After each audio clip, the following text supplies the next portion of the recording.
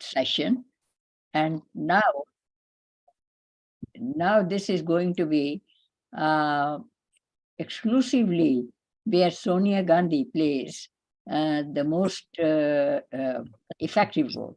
In fact, she is the de facto prime minister, not in terms of law, in legal theory, but de facto in actual reality, she was the prime minister and also the president forever, either she or someone immediate family.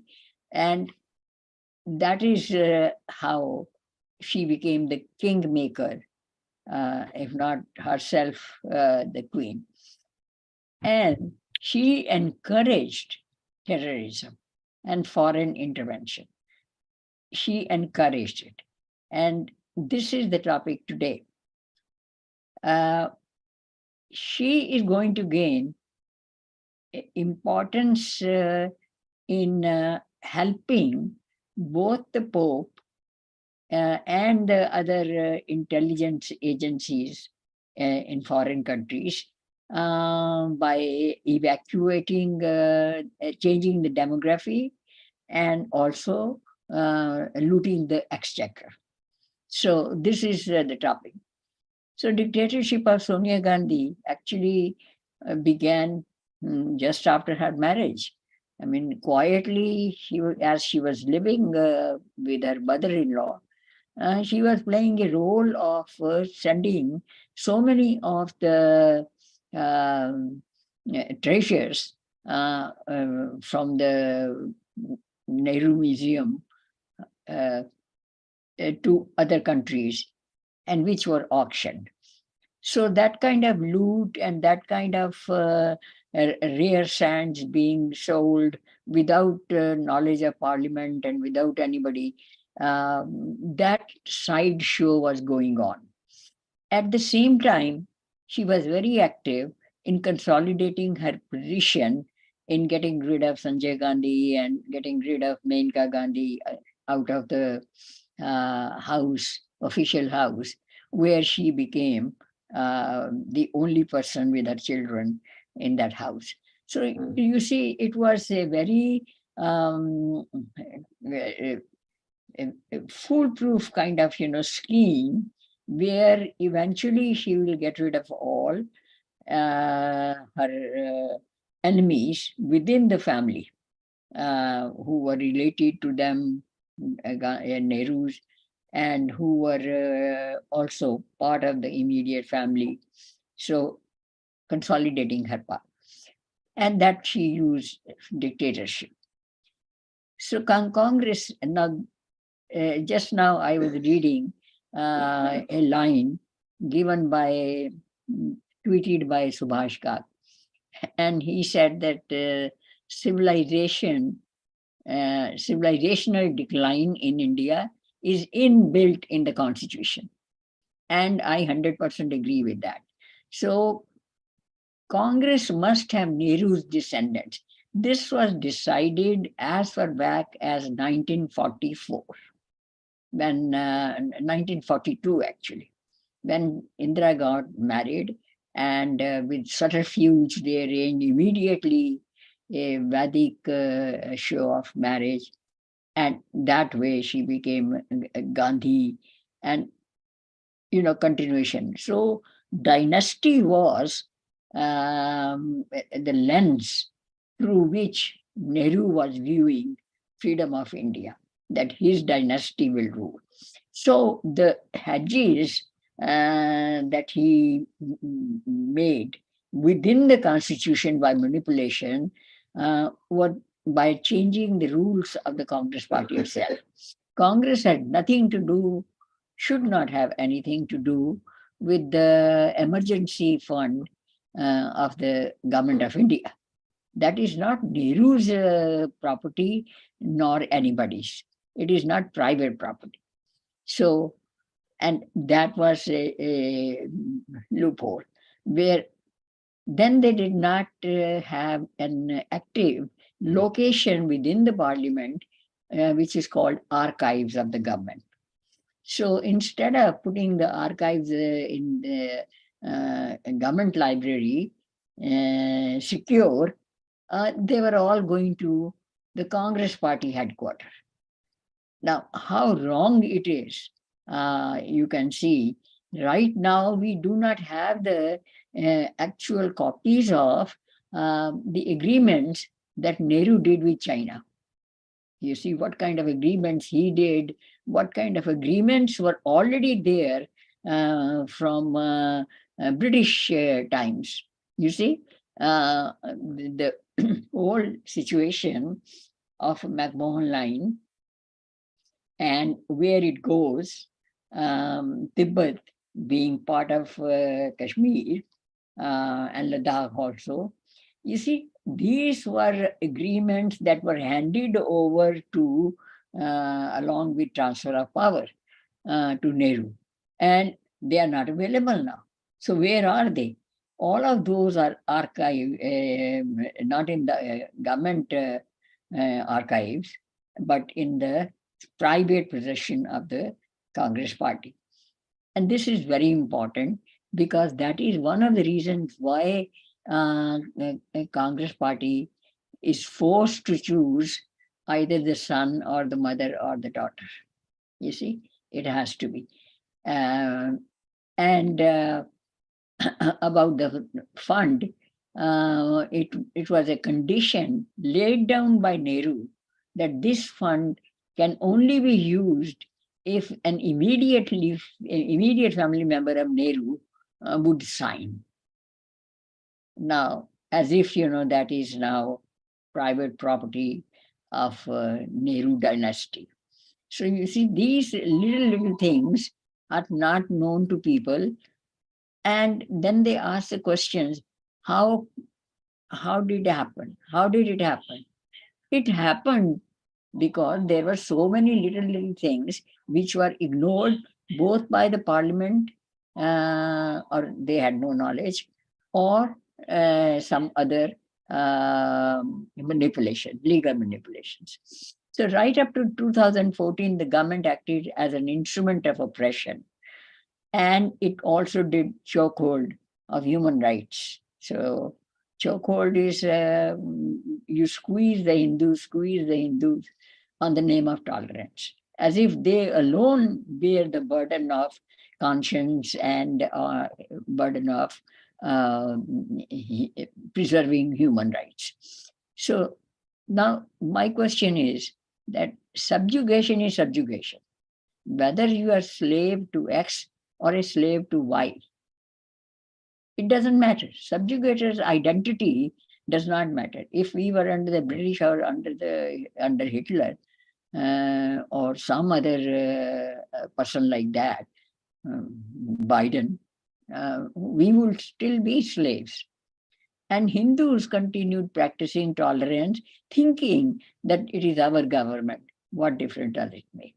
Nehru himself, consoled people, the Home Minister at that time. He said, if Caro is corrupt, Pratap Singh Caro, it doesn't matter. And in Hindi, he said, Desh ka paisa desh mein hai. It is looted by one of the prominent families of Punjab, the exchequer, not spent on the subjects. How does it not matter? How does it inconsequential? So Hindu practiced tolerance. The more tolerance they showed, the more they were expected to show. So this is the loophole that continues, whether Narendra Modi is there or Yogi is there. This point will never leave Hindus, because Gandhi had made them so. So you see, the legacy of Gandhi is not just destroying and installing a dynasty and keeping the Muslims and all the anti-national people, traitors, and treating them as if they are his personal godsons. His legacy was destruction of a mindset. the bravery of Hindus, which they showed up to 1000 AD, except for here and there, that was gradually breaking down. So now every Hindu is thinking that, it doesn't matter. These are not my monkeys who are suffering, and this is not my circus. So, and they are onlookers. You see, they are onlookers. And every single state election, um, they go like this, as if, it's a shock.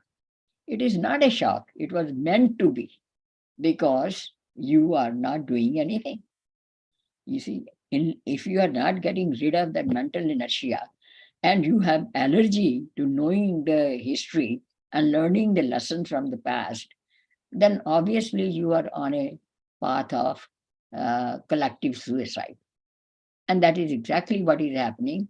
And if this mentality continues, Hindus will be flourishing in other countries, not in their own.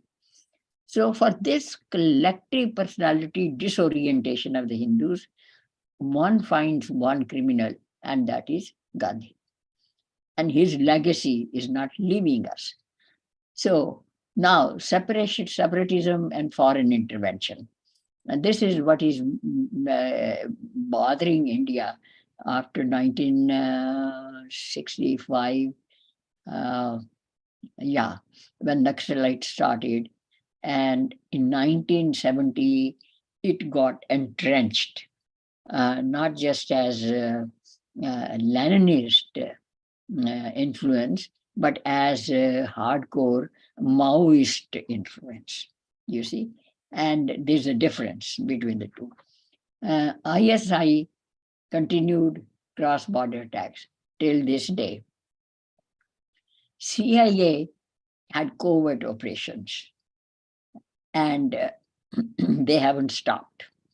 And if the government has a strategy, of course, these are covert operations. They have to be countered by covert operations also. And you and I don't have to know about it, should not know about it.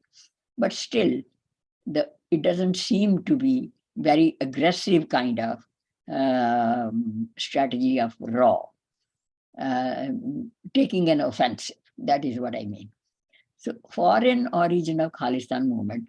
I mentioned this in the last one, and this time I'm just reiterating that we were in 73 in this country, 71.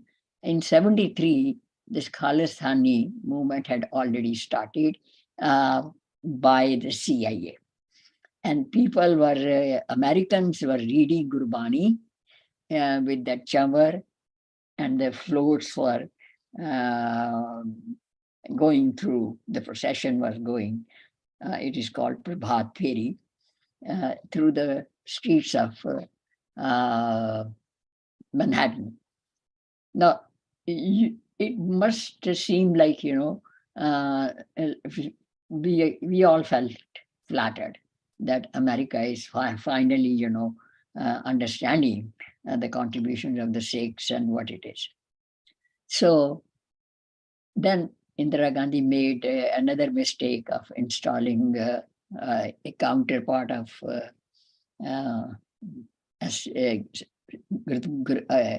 Gurdwara Prabandhan Committee leader, and this I discussed last time.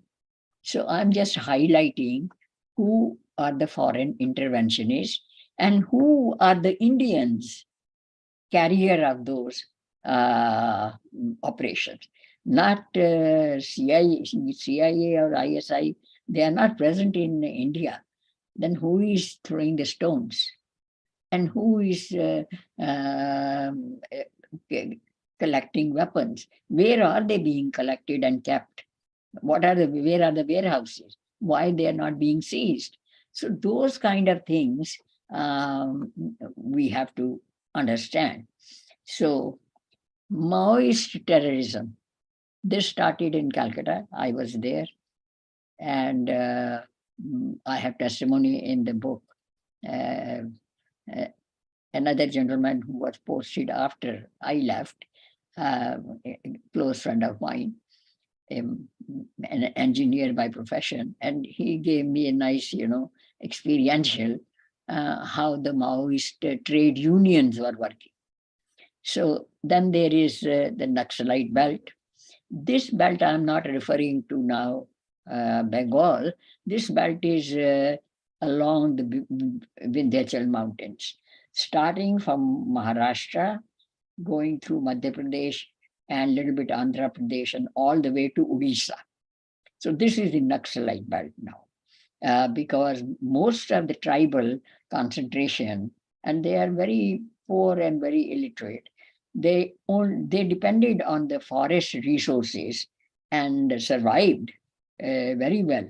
But when the resources, including the mines and the forests and everything land, was acquired by the British government, these people became very poor and helpless. Now they are called scheduled tribes. So this is the belt where maximum uh, uh, cases of terror and full-fledged terror, but localized. Those groups are doing against Hindus. That recently there was that Palaghar Swamis, sadhus who were stoned to death, and there are several other cases. In the same way, a while back, a few decades back, in Odisha, an Australian guy was there. And he was, the name is not clicking, but in any way, he was trying to go to village, converting people. But the villagers noticed that aside from this conversion business and lecture, he is also, molesting and doing child abuse and raping women. To that, the people objected. So, as a result, somebody killed that guy from Australia. And the government did not go into a conduct a probe what really happened. Instead, immediately they picked up two persons from Bajrang Dal, and they were executed. I mean, if justice has to be swift, this can be swift if it is somebody other than a Hindu is involved. And this guy from no name from Australia, there are plenty of those people moving around in that belt. Not only he was given compensation, his nearby relatives, but they gave some kind of award to his posthumously. I mean, this is the Indian government. And at the same time, Lakshmanan Swami, he was doing opening new schools for the people, Adivasi tribals, and the Christians became very much threatened by that. So they killed him, they killed principal of the school, and quite a few people. Nothing was happened. No justice. Suddenly it seemed as if the judiciary has gone underground. Yeah, even state level inquiry was not done. So the Christians killed, and they blamed the communists. And this is what I mean by communists and Christians bhaichara. If communists did it, they said that we didn't do it, Christians did it. Palaghar sadhus were killed by communists, and they blamed the Christians. And Lakshmananand was killed by Christians, and he blamed the communists. So this, blame game, and the government was not going to do anything anyway, so why bother? And no probes were done, no inquiries, no nothing. So as a result of all these, things, nation was divided as per identities. Um, they are called subaltern identities. Actually, the word is taken up, borrowed from anthropology, um, and Americans, they are using, academia is using that word for the oppressed classes of India, as if everybody was oppressed, subaltern identities and territorial identities. In their mind, right from the beginning, when India got to freedom, they had already divided India in multiple vertical layers, horizontal layers. So, and this was further increased and it continued expanding with the Minority Commission. The Muslim never asked that we should have more rights. But somehow or other, the government thought, why not have a structured commission and review the minority rights issue? And they included the religious minorities. So, and same way, the Mandal Commission continued increasing, expanding the scheduled classes, and the people who were left for actual jobs, they are too many, 79% Hindus vying for 31% jobs. So you can understand how difficult it is.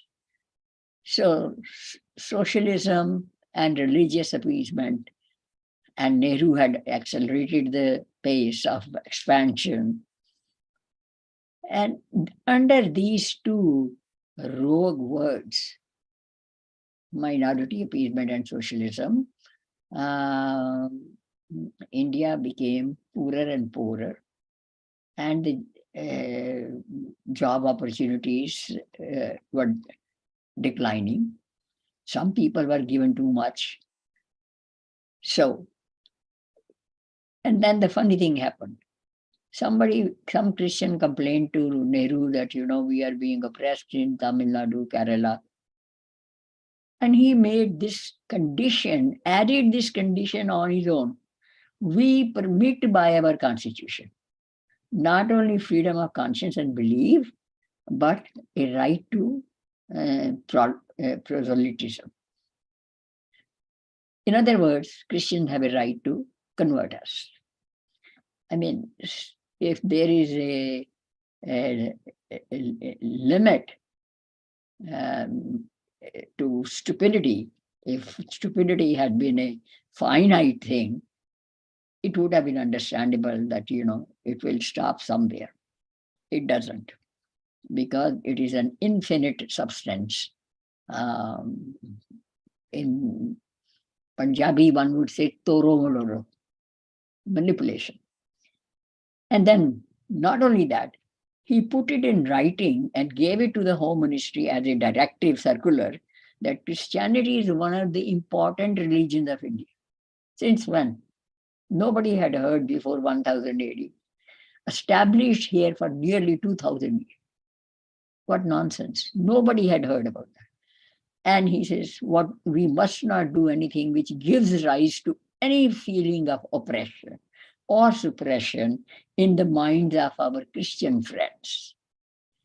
I tell you, when I read this, when I was doing the research and read all these, lines, my blood pressure was like skyrocketing.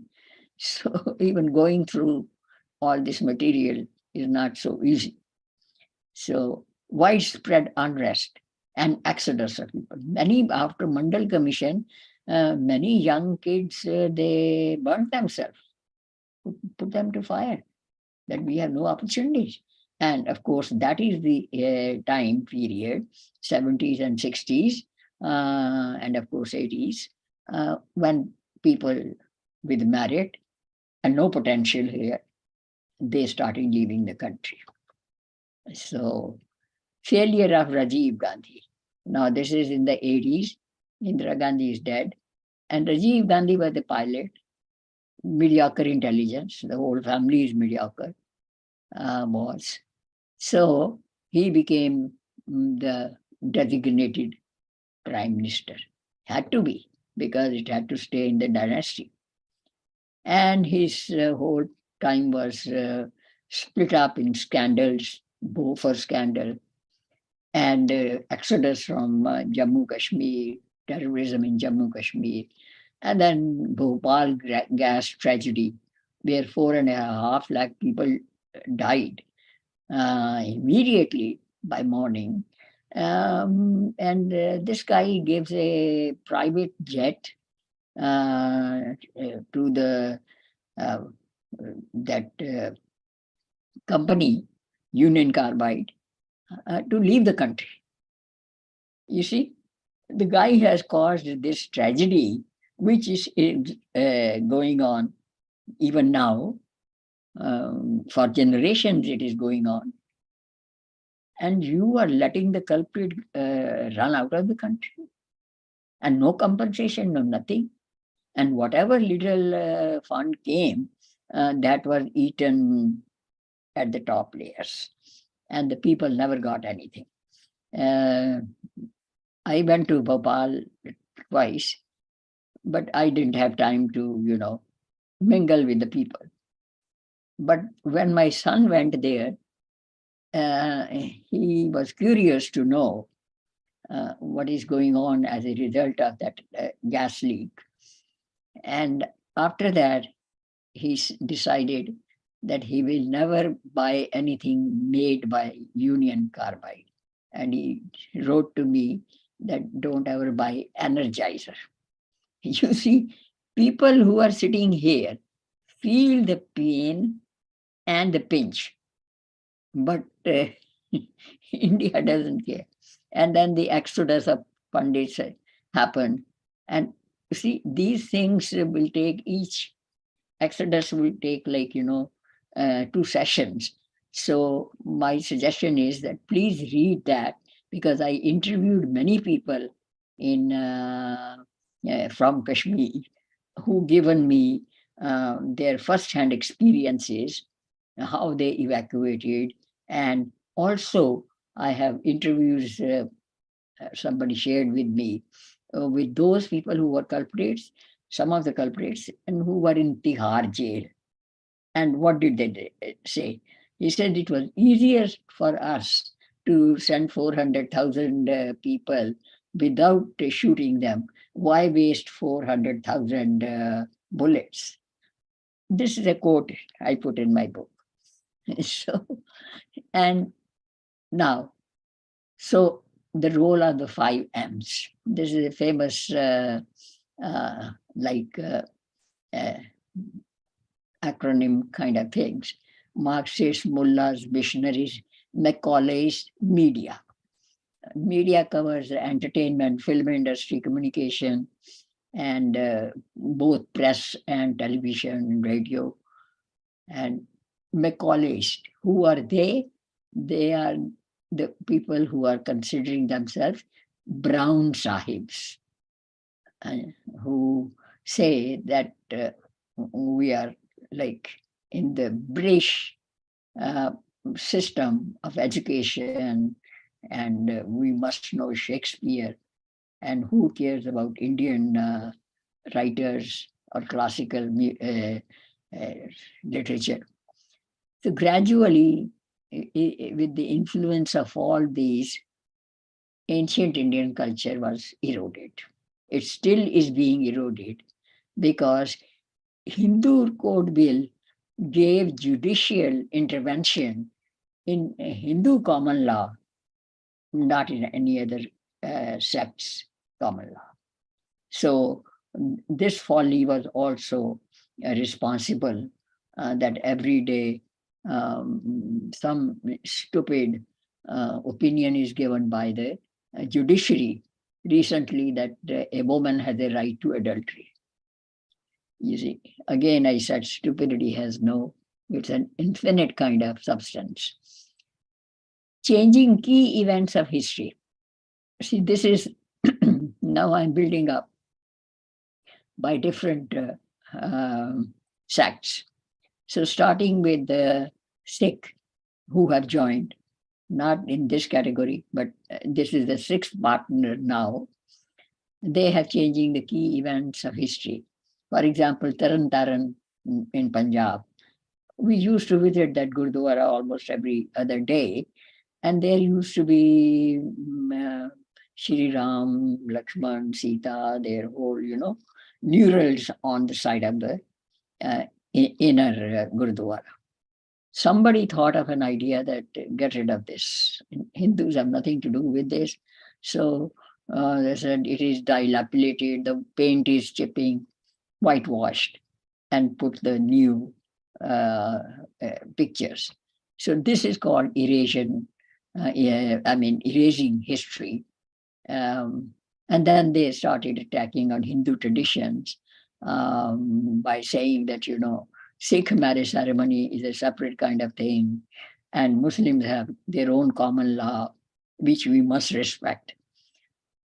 Our law, nobody is actually, even though it was decided by Ambedkar that common law always prevails because it has prevailed for centuries and evolved through the emotional and ecological experience of the people. And the role of judiciary, I have mentioned already. Hindus became dhimmis in their own country. And if anybody says that it is because of course, Gandhi is responsible, Nehru is responsible, you can say X, Y, Z, say from A to Z, everybody is responsible. But then, if you don't remember that we are also responsible, mostly we are responsible. If somebody hits my child and I tell my child not to hit back, you are a better person than this. You lost you're not only checked, you're checkmated. So all of these connected with foreign intervention. Marxists are getting from China and Russia. Mullahs are getting from assorted varieties of Saudi Arab countries. Missionaries are getting from everywhere. I was amazed when I was in a small little place, Chikamagalur, or some hard to pronounce name, in Andhra Pradesh, or just border of Karnataka, somewhere. And I met a group of people, and they thought we are speaking English, probably we are tourists. And they were, of course, white. And we knew that they are they are foreign visitors. So casually I asked them that, are you here to visit? Because that is the 9 Brahma temples in that height of the mountains. They said, no, we are from New Zealand. We have come here to open hospitals and schools. And I said, schools and hospitals for whom? Because the total population of this entire 50 miles radius is less than 10,000, and they are scattered. So you are opening a hospital here, and if you get out near the hills, you will hardly see any person. So, and I point blank said that you are here to convert. There's no other angle. And of course, my son was there and he didn't want to escalate. I mean, why not? I am a foreigner in India at that time, and they are foreigners. It doesn't bother me to quibble with them and show them their place. But then I was restrained. So these are all connected. They are getting their fair share, and media is in the pocket of Pew Foundation, World Vision.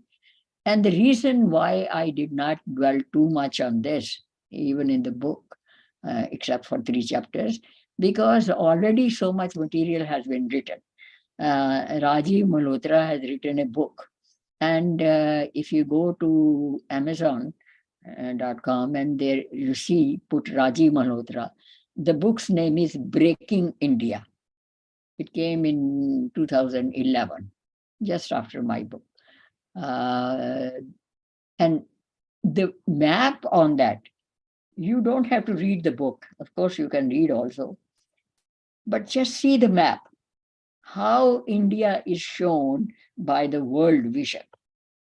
And Rajiv Malhotra was, talking, and when the guy went outside in World Vision's office, he took quietly the picture of that. And then he said that, what is this map? He says, this is what India is going to be, Dalithistan and Dravidistan and this and that. And that map is absolutely, I couldn't get the copyright and I did not put it, but it is available, the front page, the title page. So foreign intervention is there. Funding, propaganda, religious corporations. You see, governments are involved, billionaires are involved, religious corporations, they are working like multinational corporations. The only objective is religion, conversions. And in fact, Pope, in his visit, openly declared in Bombay that the next 21st century is the century of Asian Christians. You see, here is a guest, invited guest, coming to our country and saying this thing to our face, throwing this at our face. So we have two sets of penal and civil code. Actually, we have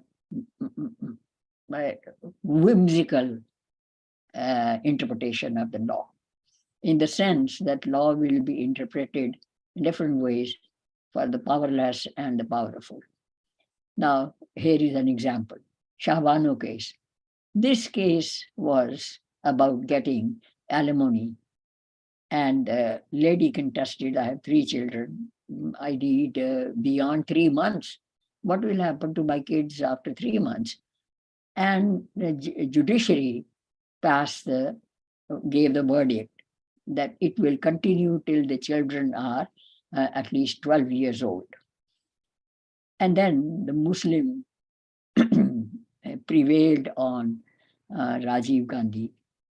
And Rajiv Gandhi made a bypass the verdict and made retrospectively a new law where you cannot touch the common law of the Muslims. And this is what is called women's equality. I mean, you really need somebody with guts and common sense. That isn't she a suffering woman? So, neocolonialism. Now, new terms are being borrowed by the by CIA and all these operatives, IMF, the International Development Fund, and a whole lot of things. And there was one book that was absolutely eye-opening kind of experience, that was hoodwinked. And then the second book was Economic Hunchmen of IMF or something like that. They were written by the same person, John Parker. He himself was part of that operation. And later on, after resignation, he wrote those books. And he said that new words are being used by them to make a strategy. That the new wars are not going to be through knives and swords or bullets. This will be through multiplier effect. So you have different groups. They will soften the erase or mitigate the effect of religious traditions. Then there's another group which will offer some humanitarian aid. Then there is another group doing something, and each has a multiplier effect. This will feed this, and escalate. This will feed this.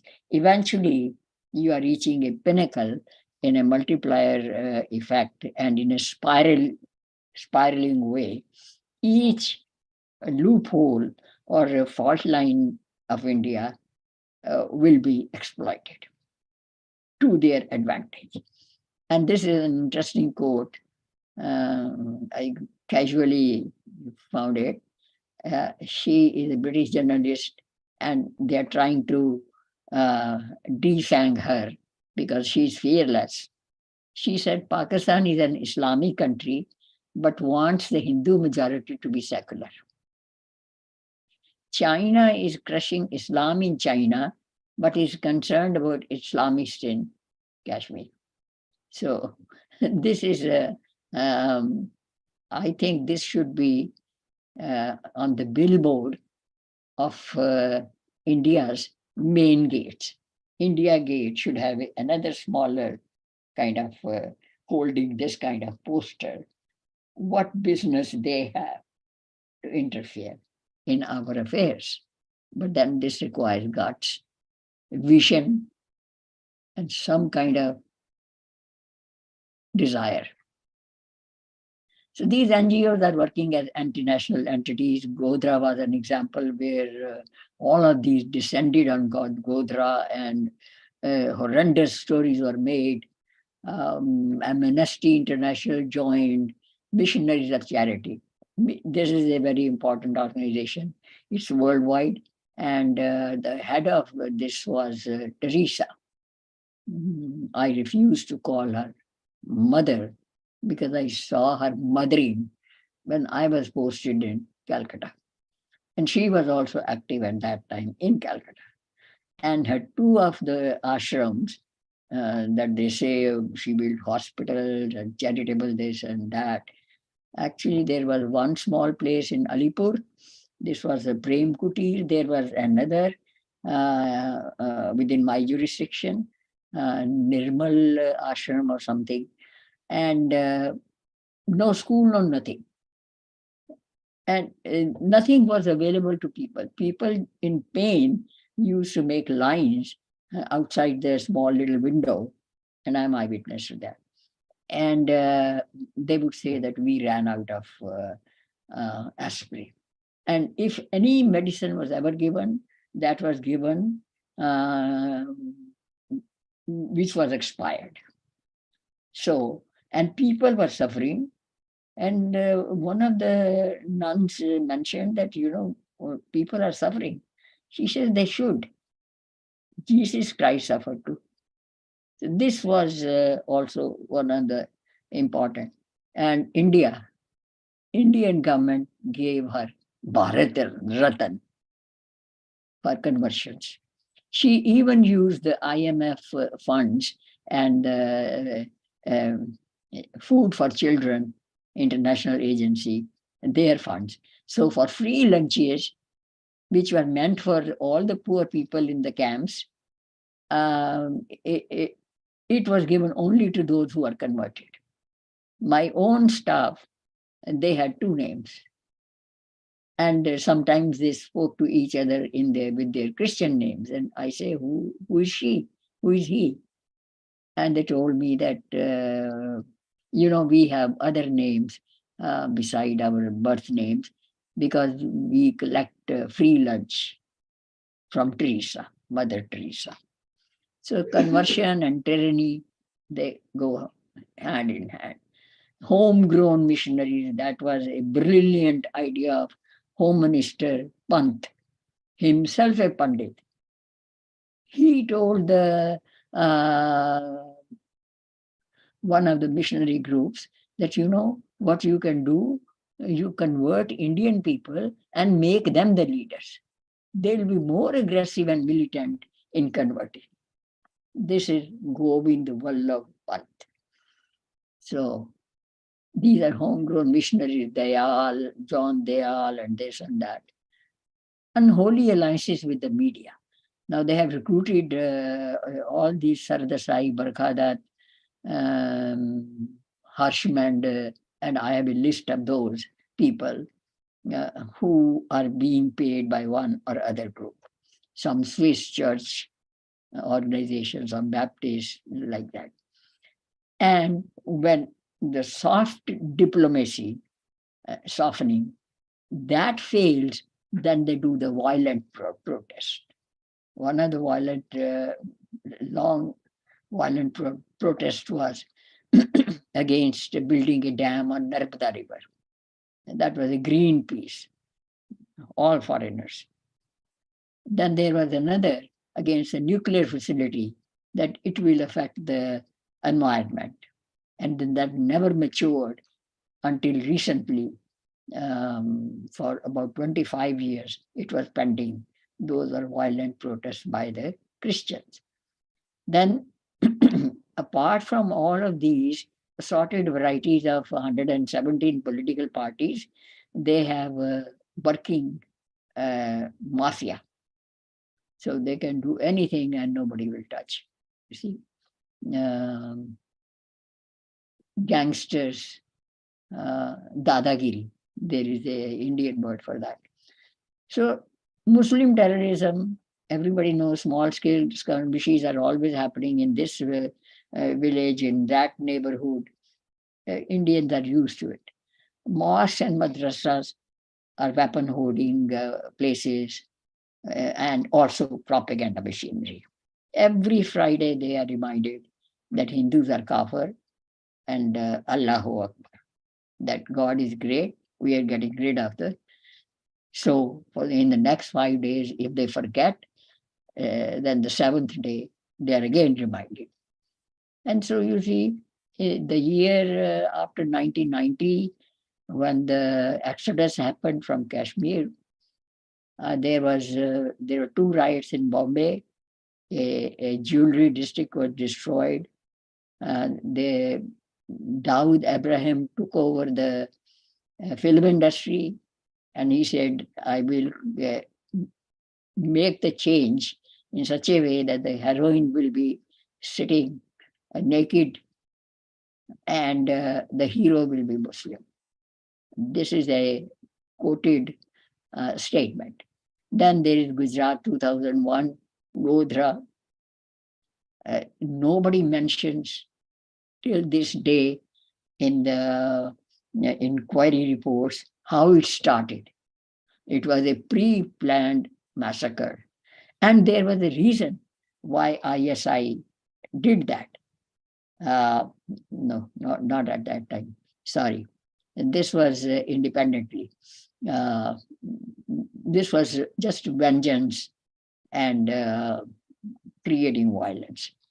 Then there was a bomb blast near a mosque in 2007. Probably they did it themselves. And they put Sadhvi, Pragya, and Purohit, a colonel in the army, and quite a few others, because they were running free educational institution, and they were also having social reform groups. And that Bombay 2008, everybody knows. And recently Shaheen Bagh.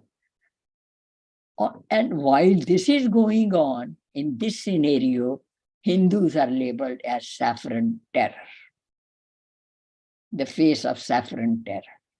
And they are called fascist, majoritarianist, nationalist, and any other terrorist organization. On top of the list is RSS.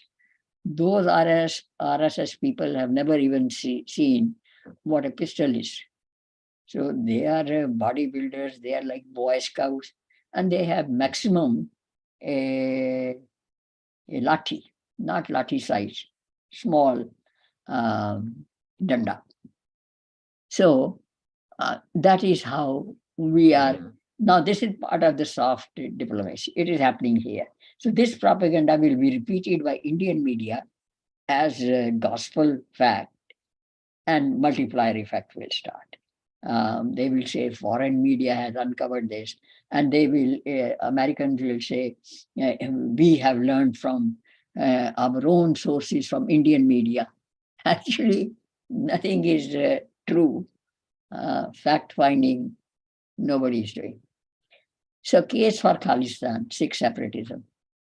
Indian Sikhs and Sikh diaspora, they are on a divergent kind of thing. Not everybody living in Punjab was demanding this thing. But followers of Bhindranwale, no. And ignorance of history played a part also. That Sikhs could say anything.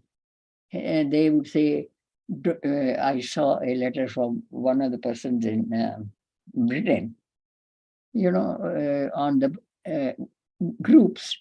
They write articles and letters and like that.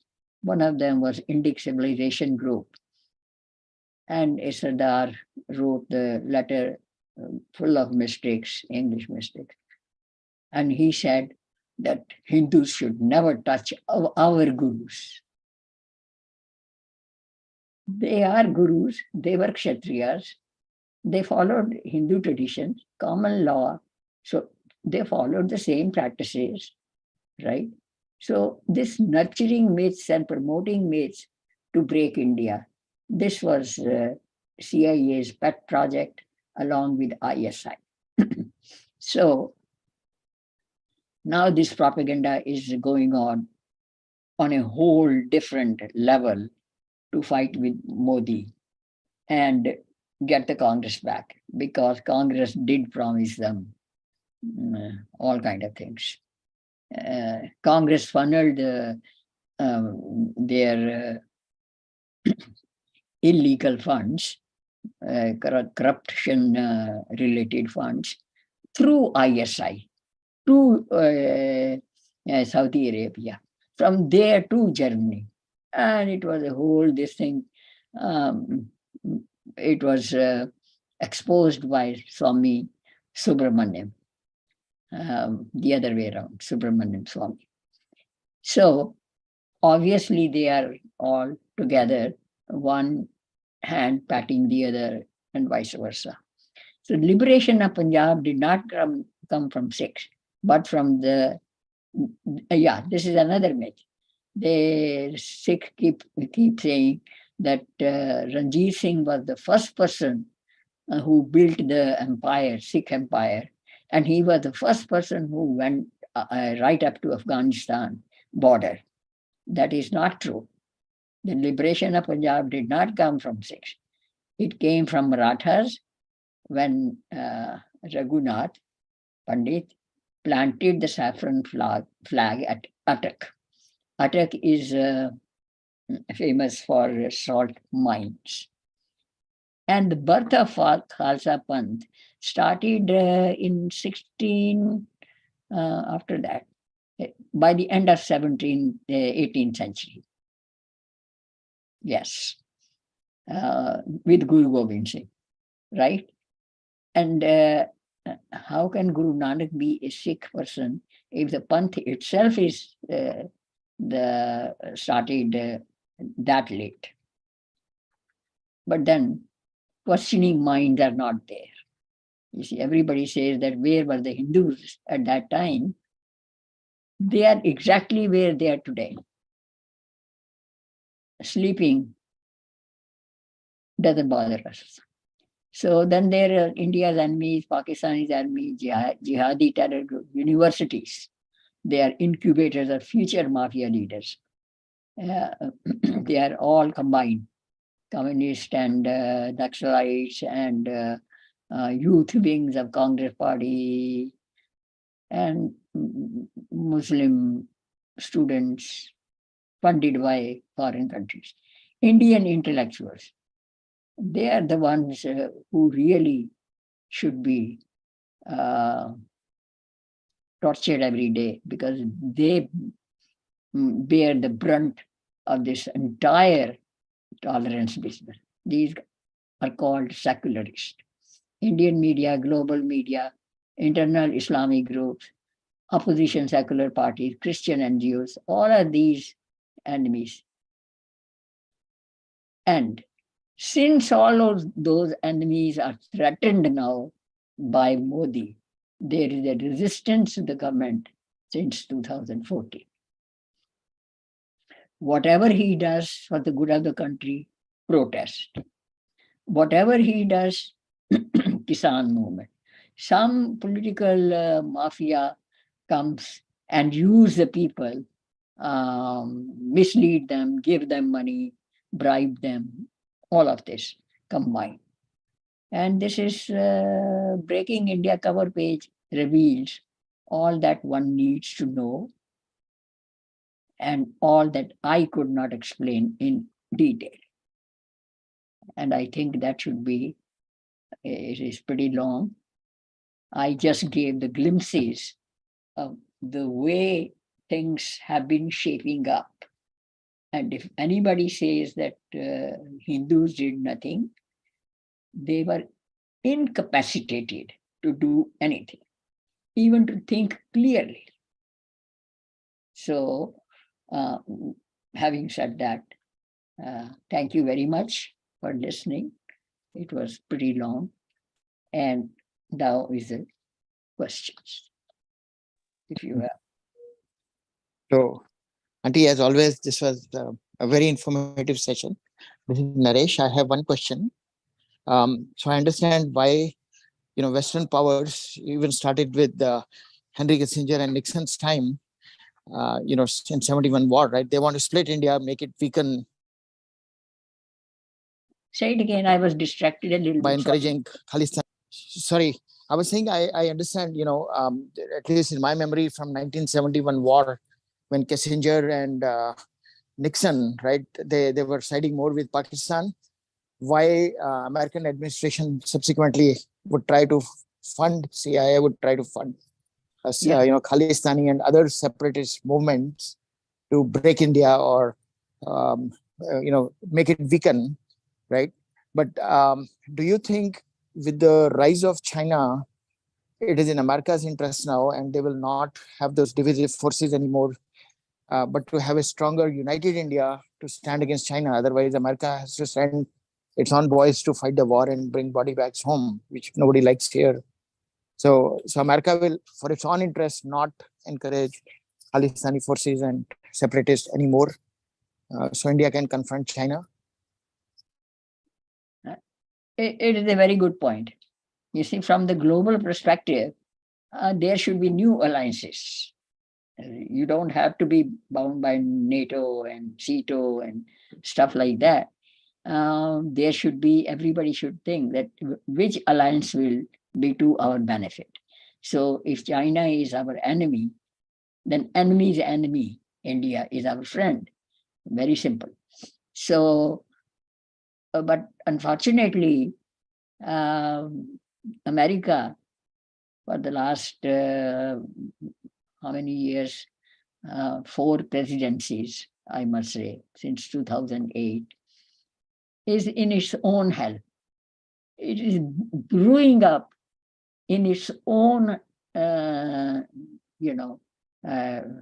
water.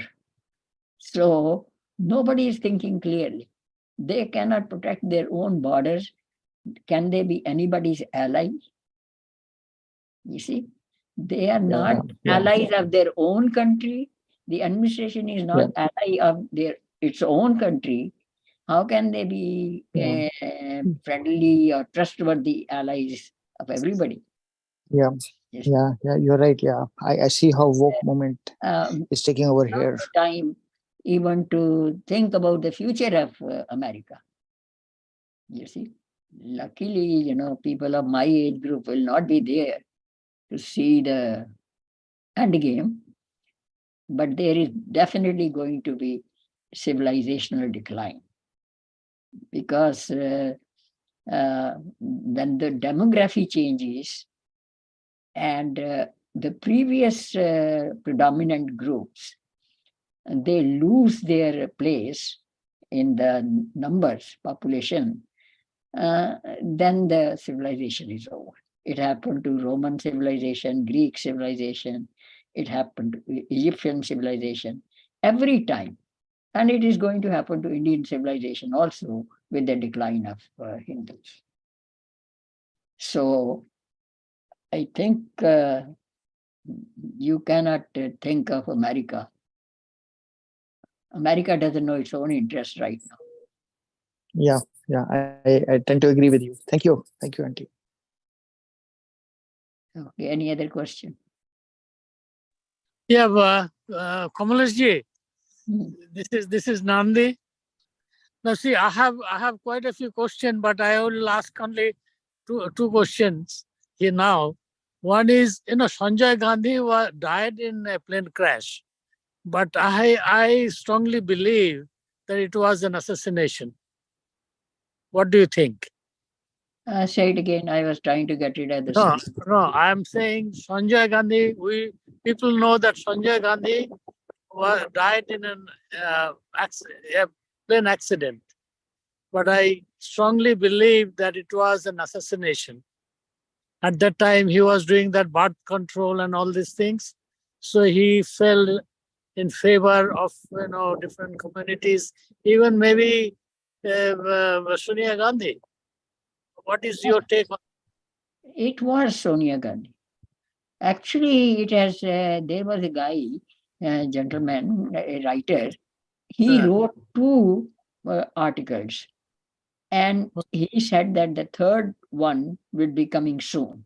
And he had given all the details what was going on in Indira Gandhi's house, how the okay, plans were being. Uh, she was seeing Italian friends, Sonia Gandhi, and planning, and how she got rid of Menka Gandhi, kicked out of Congress party, everything. So these things were done by in a very planned way, uh, and she did it sitting in Indira Gandhi's. Indira Gandhi also was fed up with Sanjay Gandhi.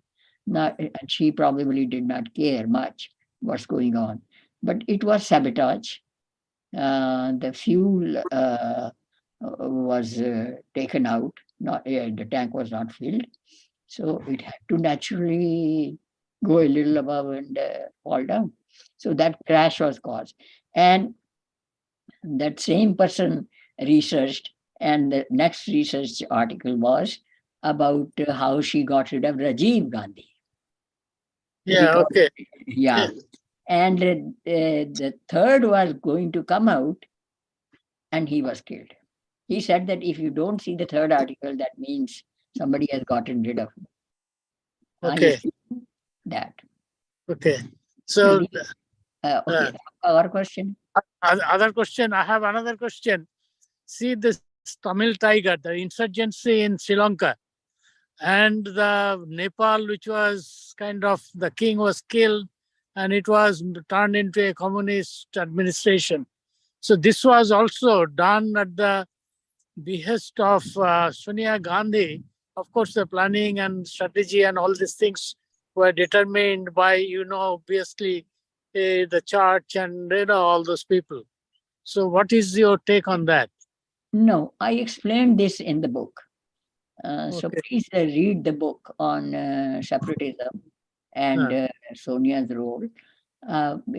It was started by the the Buddhists. You see, when they started ignoring the demand of the Tamilians, that the language should only be Singhali. no, but That see, when it started. No, no. Let us go uh, to the beginning in order to okay, come to the middle. okay, So, in the beginning, this is how it started, and then the Christian organizations thought this is an excellent way of bifurcating Sri Lanka in between Tamil and this thing, Sinhalese, and that way we will be able to make a base. You see, the whole thing is even today about the base in Colombo. see, actually, Kamalesh ji, now the Tamils who started that, maybe they are Christians. And then, He was a one of, Christian. and Prabhakaran was a Christian. yeah, and I then said that it was taken over by them. say, like in India, they are trying to put the head of the state as one who is a Christian, the Gandhi families. Now they tried the same thing in Sri Lanka also, to have the Christian established in Sri Lanka, because Buddhists are strongly opposing any Christian effort to Christianize that country. So Yeah, it is they, always, you have to see the events in one country in the context of the global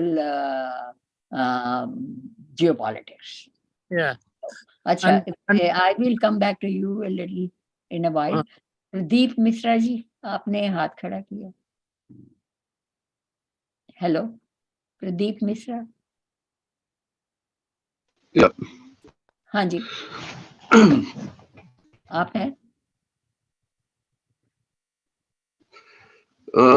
Yeah, आप actually, it was a very, a great session, and it was pretty informative. Yeah, but yeah, I just try to understand the reason, and that reason is not understandable. That Hindus have been seeing, those things for a long, long time. Since 1947, at least, they had some power to elect their leaders, and there was Jansang always, and then they and आपकी आवाज people just think what is right for them and what is happening around them. So it is just it's pretty serious thing that intelligence is so low, or there is no history knowledge, there's no will to survive or fight. There are so many reasons. So it's mind-boggling to see that everything wrong is happening to Hindus, and still they keep voting for Congress, Samajwadi Party, Communist, and blah blah blah. I don't know how many parties are there. So this is shocking. So what do you Yeah, think is that's the a reason? very shocking. They are not familiar with history. They do not know what is happening. I mean, nobody has heard about that groundbreaking book, Breaking India. That is the first thing. If nothing else, read the preface and thumb through the book. That is the best way of reading, big books. I read it cover to cover. I actually gave a feedback. So, same thing with my book now. How many people do care to read? I know only one person so far. And probably if you give me that book free, I would, the same book, my book, I may not be able to read the whole thing. I will skim through, see where it is going. You see, that is, for me, it is because of age. Otherwise, I'm prolific reader. I read every day, up to 11, 12. So, but not everybody is a reader. Not everybody is, I mean, not to use the word in a derogatory way, but there is a Baniyapanti, you see, community, the sense of belonging to the community, that I am a community, part of the community, you are the community, I belong to this community. That sense of belonging and being welcome in that. You see, 40 years back when we used to go to Gurdwara, there was, we were considered like, theek hai. 50 years back, more than that. I'm losing decades. In the 50s, we were fine. We used to go, that was the only place where we used to go, Gurdwara. But then things change. You see, things change because Hindus kept going and Sikh never came to a Hindu temple. So, and Yep, that's right. there is a disdain for Hindus. In Gujarat, one Hindu was going to a Gurdwara, and one of the guards with that kirpan, sword, and everything said, you can go inside and have your free langar. And then he said in Punjabi, Chalta ban, then get lost. You see, this is a very recent thing. So I saw the picture also. What I'm saying is that we have sold our soul, the conscience. In Hindi we call it vivek, discernment. What is good, what is wrong, what is in between. You see, you can always be choosing between right and wrong, but you cannot always be in the gray area. That means you absolutely are confused and delusional. Yeah. You see, वही बात Shri Krishna said, धर्म धर्म की लड़ाई में, के युद्ध में न्यूट्रल नहीं कोई हो सकता. You see, either you are on this side or this. So that is, if it was true 6,000 years back, 3,000 years back, 5,000 years back, it is true today also. If I say I am neutral, I am not. I am creating awareness for the simple reason that I am not now physically strong enough to do the activism. Otherwise, I would go shoulder to shoulder and pick up a fight with, quite a few groups. But I find that I don't have the stamina at this age, and I'm just doing the awareness thing. And if that is an eye-opener thing, and I will feel that I have succeeded in my mission. My mission is to create awareness. Jago. Get up, wake up. So do that. Okay. You see, there is a group related to this. Rajiv ji, what is that group? Where is the host? Gaib ho gaya. Acha. But in any case, there is a group which is Rajiv ji. What is the name of the group where everybody can pose a question and I can ask? I'll send the link. Yeah, please do that. Also send the link of the YouTube to everybody for the past 3 sessions. Okay, ladies and gentlemen, there's no ladies. Thank you. Okay. Thank you, Kamlesh ji. It is always great experience to listen to you, and understand what went on in the past and what is happening now and what may be coming in future, unless we understand what you are saying, So that is. Yeah, read the book. I'll definitely buy the book. This is a link. Amazon, yes. It's something. Yeah. Whenever I have time, instead of reading Gita, I think I should be reading your book. Yeah. I think everybody should do that. Yeah. Yeah, everybody should read the e-version. It is not and the art of reading and skimming is like this. You read the first, the preface, you know where it is going. And read the first couple of chapters, skim through the first paragraph, see the last conclusion of that chapter where Gandhi link is there. Yeah. And voila. In 2 days, you will be finished with the book. Yeah, see, this Gandhi and Nehru can be such great devils and traitors for the country. I had little understanding, but not to the extent you are saying. It's awful. It is kind of unthinkable, unimaginable. They should be completely purged from the Indian history, besides doing anything else. Thank you, Kamlesh ji. So you'll have a next session again? In 14 days. 14 days, okay, good. Hopefully I should be able to listen to your lectures. Thank you. Yeah. Thank you very much. Thank you, Auntie. And wish you a very happy Mother's Day. Thank you very much. Bye. Thank you. Bye. Thank Auntie. you.